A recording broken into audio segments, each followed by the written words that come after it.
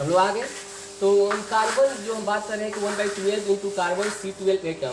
तो हम लोगों ने केमिस्ट्री में क्या कहा, हम लोग केमिस्ट्री में क्या माना है, केमिस्ट्री में हम लोगों को अगर किसी के वेट को रिपोर्ट करना है, किसी एटम के वेट को रिपोर्ट करना है, मास को रिपोर्ट करना है, तो वहाँ हम लोग एक स्टैंडर्ड फ्रेम माने, एक स्टैंडर्ड को हम लोगों ने डिसाइड किया। वह स्टैंडर्ड है क्या, तो वह स्टैंडर्ड है C12 एटम जो माना गया है।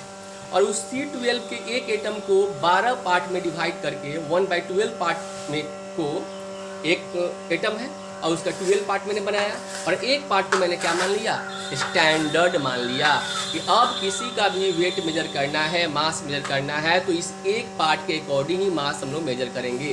तो उसको मैथमेटिक्स में दिखाएंगे कैसे, तो सिंपल तरीका है 1/12 into C12 atom. This means it is the 1 part of C12 atom, 1/12 part of C12 atom. Carbon एक एटम, उसको 12 पार्ट में डिवाइड किया तो क्या हुआ, 1/12 पार्ट हो गया। तो इसी को हम लोगों ने क्या किया, स्टैंडर्ड माना।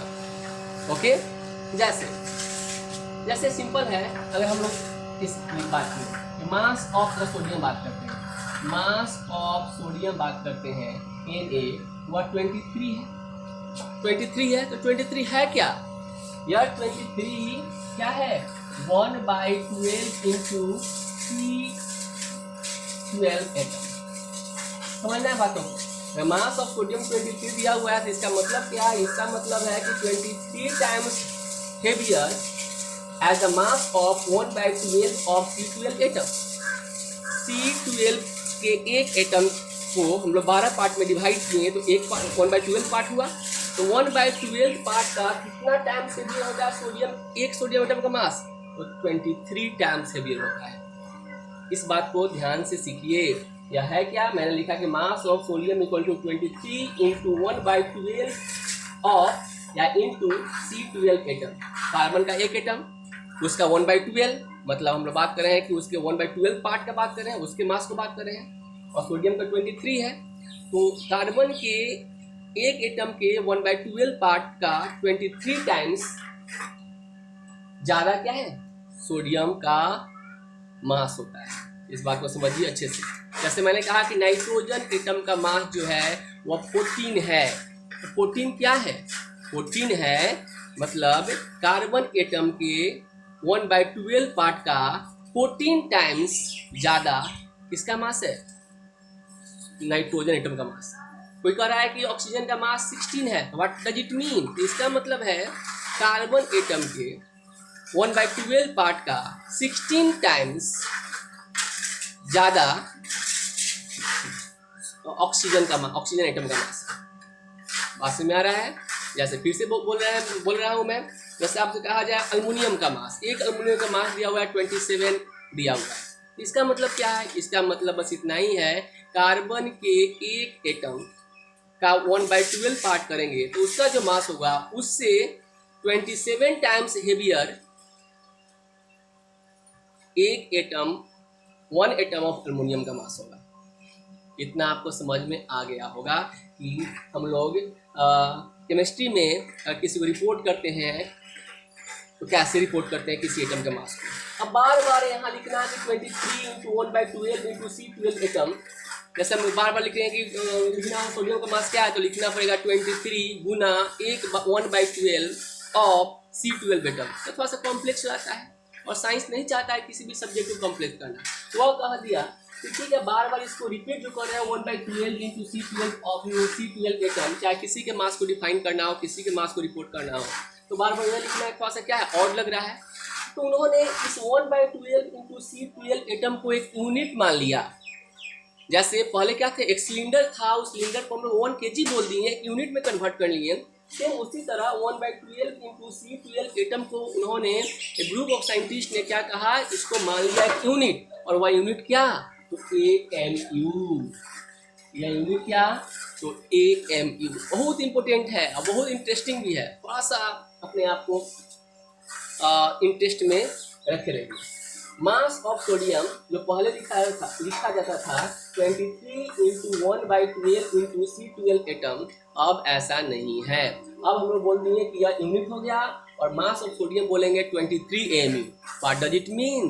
AMU का मतलब हुआ 1/12 इंटू C12 एटम। इस बात को समझ में आ रहा है आपको? यह बात समझ में आपको आ रहा है? अब जैसे कोई पूछेगा मास ऑफ नाइट्रोजन क्या है, तो आराम से आप बोलोगे कि मास ऑफ नाइट्रोजन है क्या? तो मास ऑफ नाइट्रोजन तुम बोलोगे बहुत ही सिंपल कि यह 14 AMU। पहले क्या बोलते थे लोग? 14 इंटू 1/12 ऑफ C12 एटम।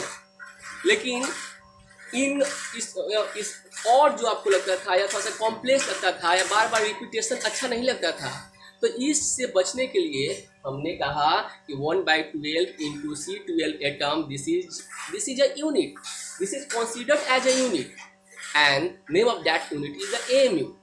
जैसे पहले क्या था, 1 kg क्या था? पहले हम कहते थे कि 5 सिलेंडर के बराबर किसी का वेट है, 10 सिलेंडर के बराबर किसी का वेट है, तो और लगता था बार बार सिलेंडर को रिपीट करना। तो उस सिलेंडर को हमने एक यूनिट माना, और यूनिट क्या माना? केजी माना। तब किसी को बोलते हैं 10 kg, तो कोई दिक्कत नहीं है। पहले क्या बोलते हैं? 10 kg, 10 सिलेंडर, जो 10 सिलेंडर है या 20 सिलेंडर है उसके बराबर उसका मास है, तो बार बार लिखते हैं 20 इंटू सिलेंडर। तो उस चीज़ से बचने के लिए हम पूरे सिलेंडर को हम क्या मान लिए? एक यूनिट मान लिए, एक सिलेंडर को एक यूनिट मान लिए, और क्या यूनिट था? वो केजी था। तो इसी तरह यहाँ कॉम्प्लेक्स बातें, थोड़ा सा कॉम्प्लेक्स हो रहा था, थोड़ा टफ हो रहा था, थोड़ा सा और लग रहा था, तो उस चीज़ से बचने के लिए हमने 1/12 इंटू C12 एटम को क्या माना? हमने माना AMU।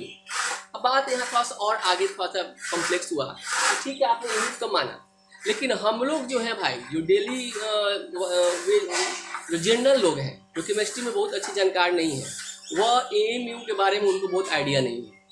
वो लोग तो मास को केजी में बात करते हैं, ग्राम में बात करते हैं। उनके सामने में AMU अगर बोल दो तो कहे AMU कहाँ से आप ला रहे हैं? तो फिर उस AMU को ग्राम और केजी से भी रिलेट किया गया, और रिलेशन बहुत ही सिंपल है, बहुत ही आसान है, जो हम लोग आगे देखेंगे। यहाँ तक कोई दिक्कत हुआ हो तो बताइए, फिर हम लोग नेक्स्ट क्लास में बातों को समझेंगे अच्छे से। मतलब आप आज इतना तक सीखे कि हम लोग AMU कहाँ से आया, एटॉमिक मास यूनिट कहाँ से आया, किसी भी मास को हम लोग किसी भी एटम के मास को रिपोर्ट कर रहे हैं, तो वह रिपोर्ट करने के पीछे उसका लॉजिक क्या है। 16 AMU क्यों बोल रहे हैं, 14 AMU क्यों बोल रहे हैं?